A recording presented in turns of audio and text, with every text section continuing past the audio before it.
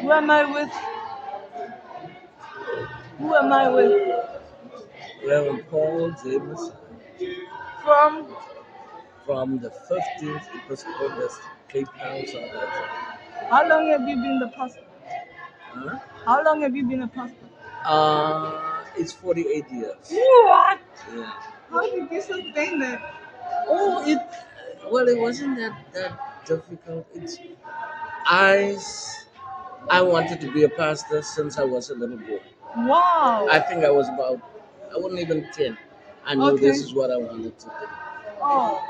I became 21 in my first church, my first pastor. And we were talking about it the other day. My salary was, when I came there, 120 rand a month.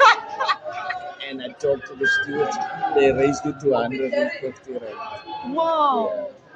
So did you enjoy the ministry? Always did, always did. It was So fun. when I was ordained, he was preaching. The Yeah. one preaching emargination in the Johannesburg district, in the Yeah. West Annual Conference, where were we at Good News Convention Center. Yeah, yeah.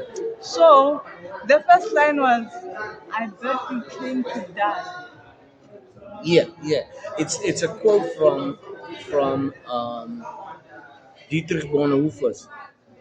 Bonhoeffer writes a book, The Cost of Discipleship, and it's a quote from that book. It said, "When God calls somebody, He bids you come and die." That's it. Nothing more, nothing less. Wow. Yeah, Ow. I'll never forget that. yeah. So knowing that you are coming to die, what keeps you going? Well,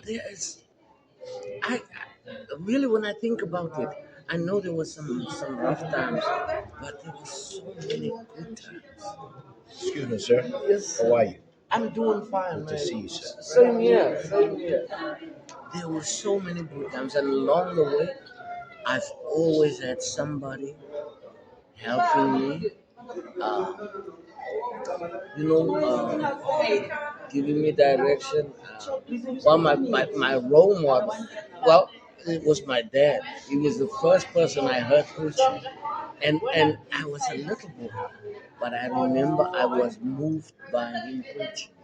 I was moved by it. I was still a young little boy, and he was a very good preacher. And so he was my first, but I never felt like I was losing out on anything from pastor. So usually when you are a child, like nobody takes you seriously. Everybody takes you for granted because you are just a child. Maybe your family would think that you would outgrow Outgrow it, that yeah. aspiration and become something else. Yeah. How did you sustain that? Well, it was just always there.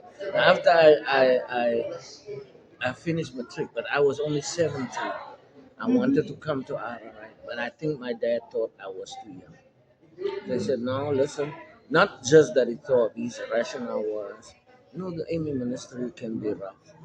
Go and do teaching, and so that you have something that can sustain you. And I went and I flunked out because I really didn't want to do it. And the second year, my oldest brother Bishop went to my dad and said, "Okay, but this boy said he wants to go to Ara, right? Now you force him to go there. He's just going to waste your money." And so my dad then relented. I applied to went through the process, and they took me down to Ara, right? So you thank your brother. Yeah, he helped me. He helped me. He So helped me. was he a pastor already there? No, no, he wasn't. Oh. He was also he was at varsity at the University of Western Cape at the time. Oh. But he had the initiative to say to Ghana. Yeah, he said he wanted to go to our he's gonna waste your money if you force him to. And my dad was a very strong willed person. But he listened. He listened and said, okay, and that's what you want to do. What has been the highlight of your ministry? Oh, there has been so many. There's so many. Uh, I I pastored. I pastored Zion Amy Church, which is the biggest church, Amy Church outside of the United States, and I got to pastor Gow Chapel. It's Mm-hmm. the church that my daddy built. Mm-hmm. In fact, we were young, we were in high school, and we actually, me and the bishop, we physically worked on it when we built that church, and Okay. it was really a highlight when I got to pastor that church. It was really highlight, and the people were so nice to me. Oh wow. Yeah. So for somebody who's thinking, ministry doesn't have money, maybe I should have a second job and do it alongside ministry, what would you say to them? Listen, like I said, did I tell you about my first church? 120 rand a month. I ain't lying. And I talked to the stewards, they raised it to 150 rand. But I didn't have a family, and I never felt I always had money. In fact, I was telling somebody, I bought my mother at the time those AMC Classic pots. We still have it because it has a lifetime guarantee. It was like 630 rand, but I bought it, paid it off, and we still have it. But now the similar thing will cost you over 8,000 rand. But that I never had, like I never felt like I lost out. So you never lacked anything since Never the had. In beginning. fact, Like, I got a whole lot. I mean, just I just had such a good life, really, oh, such a good life. I had friends, made friends. People were always ready to help me. I have one white robe castle. mhm. When I was in the States, I didn't have a white robe, and this pastor that I was assisting with, he passed on now. He bought me one. I still have it. I not just have it, I use it still. Yeah. So, and he was such a nice man when I was in the States. Uh, he did so much for me.